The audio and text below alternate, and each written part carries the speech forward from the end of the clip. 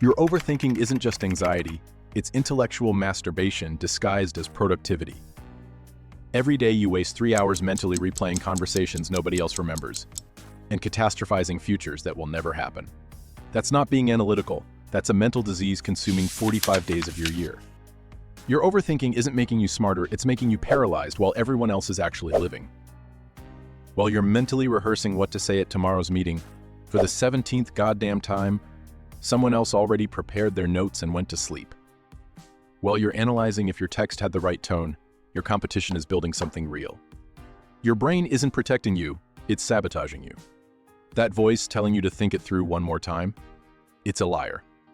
A parasite feeding on your potential. And every time you listen, you reinforce neural pathways of weakness. Let's be brutally honest, nobody gives a shit about 95% of what you're overthinking. Not your boss. Not your date. Nobody.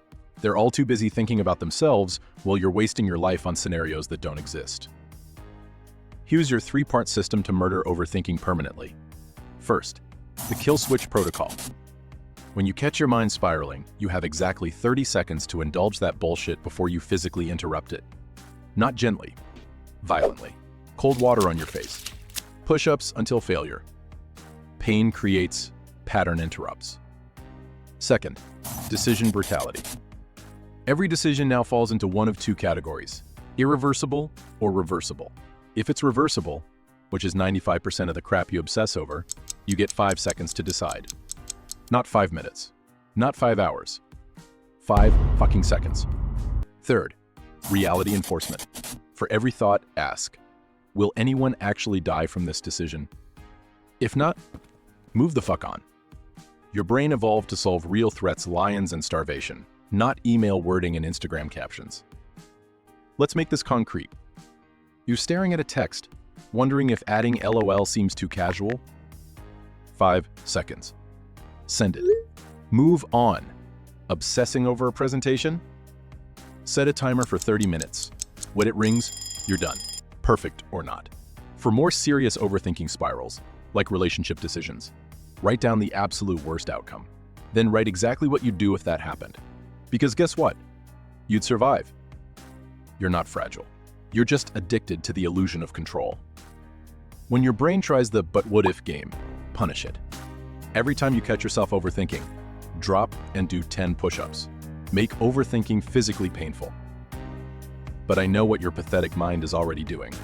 My overthinking helps me avoid mistakes. Bullshit. Your planning helps you avoid mistakes. Your research helps you avoid mistakes. Your overthinking only helps you avoid living. But what about important decisions? Important decisions deserve deliberation, not mental masturbation. Warren Buffett doesn't overthink. He thinks, decides, and executes. The most successful people on this planet aren't mental weaklings paralyzed by what-ifs. They're action takers who understand that wrong action beats perfect inaction every single time. You have exactly 2 options. Continue being a mental coward who spends half their life trapped in thought loops about shit that never happens.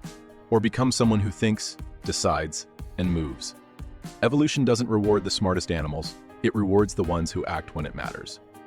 Your ancestors didn't overthink running from predators, and the ones who did got eaten. Every second spent overthinking is a second of your actual life burned on the altar of fear. Your deathbed regrets won't be about emails you should have worded differently. They'll be about the life you wasted planning instead of living. The next time your mind tries to trap you in an overthinking loop, remember, that's not your intelligence talking, that's your weakness. And now you know how to destroy it. Comment decided below if you're choosing action over mental paralysis. Your future self is begging you to break this cycle today.